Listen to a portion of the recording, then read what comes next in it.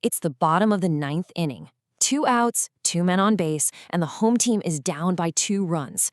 You can literally feel the tension. The pitch comes in, crack. The batter swings and launches the baseball high into the air. The ball leaves the bat at a blistering 140 feet per second, angled perfectly at 45 degrees. Now, here's the million-dollar question. Will it clear the 400-foot outfield wall for a game-winning home run? Standard high school algebra gives us equations to draw the curve of that ball, sure. But those standard equations have a massive blind spot. They cannot tell us when the ball reaches the wall. To predict the outcome of this game, we are missing one absolutely crucial element: time. So, here is our learning promise for this explainer. By the end of this lecture, you'll understand the concept of this third variable, you'll know how to graph parametric formulas step by step, and you'll calculate if our baseball scenario actually results in a home run. All right, let's dive right in. To find our missing element, we need a brand new tool called parametric equations. In standard equations, y depends entirely on x, but in parametric equations, both x and y are controlled by a third, independent variable, called a parameter. Usually we use t for time. Think of it like this. A standard equation is like a paper map. It shows you the road. But a parametric equation? That's like the GPS on your phone. It doesn't just show you the road, it shows you exactly where a car is on that road at any given second. Time, or t, is the hidden engine driving the whole thing. Graphing by plotting points. Let's look at the steps. First, create a 3-column table for t, x of t, and y of t. Second, evaluate x and y for different values of t. And third, plot the resulting x, y pairs. Simple enough, right? Let's make this super concrete with a quick example. Check out these two equations. X equals t squared plus 1, and y equals 2 plus t. We're going to set up our time intervals starting from -2 seconds and step forward to +2 seconds. When t is -2, we just plug it in. X becomes 5, and y becomes 0. So our starting coordinate is 5, 0. As time ticks forward to 0, our coordinates shift to 1, 2. And by the time we hit 2 seconds, we're at 5, 4. If you plot these points out, you'll see they trace a really nice parabola opening sideways to the right. But wait a second, look closely at those coordinates. At x equals 5, we have 2 different y values, right? Y equals 0 and y equals 4. If we graphed this, we'd have 2 points stacked right on top of each other. Think back to your foundational math rules. Why doesn't this represent a function? You hit the nail on the head. It totally fails the vertical line test. In traditional algebra, that's a massive red flag. It means the graph is not a function of x. But here is the cool part. Parametric equations aren't trying to be functions of x. They are perfectly mapping a moving object's literal path over time. A baseball, or say a planet orbiting a star, can absolutely curve back on itself horizontally. Parametric equations let us map that beautiful reality. To really see how flexible these equations are, look at this comparison. On one side, we have a parametric form, x equals 5 cosine t, and y equals 2 sine t. On the other side, a rectangular form, x squared over 25 plus y squared over 4 equals 1. Now, believe it or not, these two wildly different sets of math are speaking the exact same language. They both draw the exact same ellipse.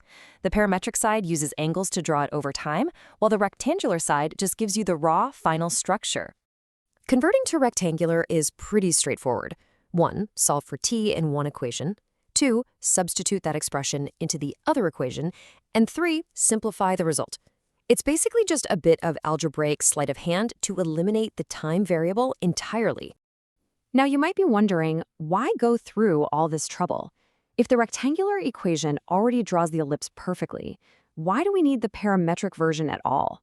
It's a totally fair question, and it brings us right back to our opening baseball problem. Rectangular shows the overall path, but parametric reveals the position at a specific time.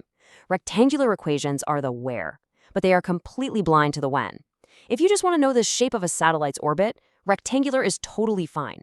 But if you want to know where that satellite is on a Tuesday at 4 p.m. so it doesn't crash into something else, you absolutely need parametric equations. Let's look at the projectile motion formulas. We have x equals v sub 0 cosine theta times t, and y equals -1/2 gt squared plus v sub 0 sine theta times t plus h. These are your gold standard for tracking any object flying through the air. Let's gather our evidence for the baseball scenario. Initial velocity, or v sub 0, is 140 feet per second. The angle, theta, is 45 degrees. The contact height, h, is 3 feet, and gravity, g, is 32 feet per second squared.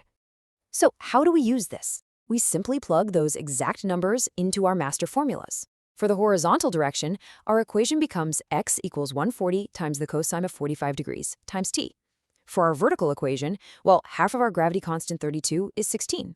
So we get y equals negative 16t squared plus 140 times the sine of 45 degrees times t, plus our starting height of 3. These two finalized equations hold the ultimate fate of our baseball game. Let's do a quick check. Using these formulas, exactly where's the ball after 2 seconds? Just a mental freeze frame. Try plugging the number 2 in for t in both equations. What do you get?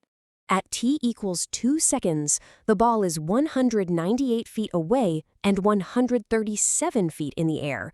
When you crunch the numbers, x is roughly 198 and y is exactly 137.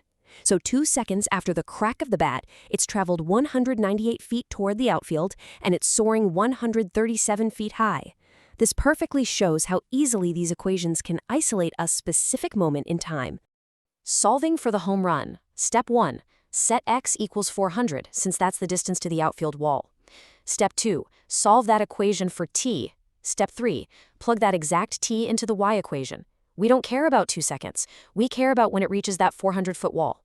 Let's do the math. 400 equals 140 times the cosine of 45 degrees times t. When we isolate t, we get t equals 4.04 seconds. The ball reaches the distance of the outfield wall exactly 4.04 seconds after it's hit. Okay, the tension is peaking right here. Is it high enough to clear the 10-foot fence? We plug 4.04 seconds into our vertical y equation.